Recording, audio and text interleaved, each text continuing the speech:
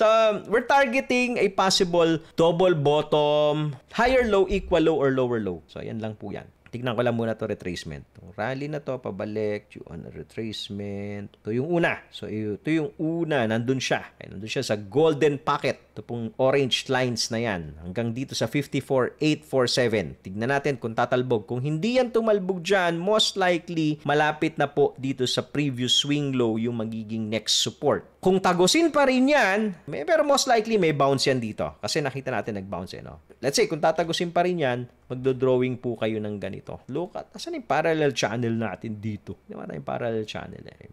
Natin, draw na lang natin ulit. Yeah. So, pag tinagos po yan, dito, sasaluhin ka ulit nitong parallel channel. Mukhang double bottom, no? Meron akong feeling na double bottom to sa 48. Kung hindi man, pag natagos, konting-konti, but hindi tutuloy sa daily close. Ibig sabihin, magre-rebound po yan. So, yung mga ganito, ready ka na sa bounce play. Kaya, mabuti na stop out na tayo dito. Okay, na stop out na po yan. So, meaning to say, meron na tayong pang-abang ulit, pang-bounce. Kung sakasakali man, ay naka-ready na tayo. Kung bababa yan, may pang-bounce play tayo. So, magkakaroon po ng bounce play dyan. So, ready ka na. Ngayon, Tito, pwede pa ba kami mag-short? Bakit ngayon lang tayo mag-short? Diba? Ang ginaw-ginaw.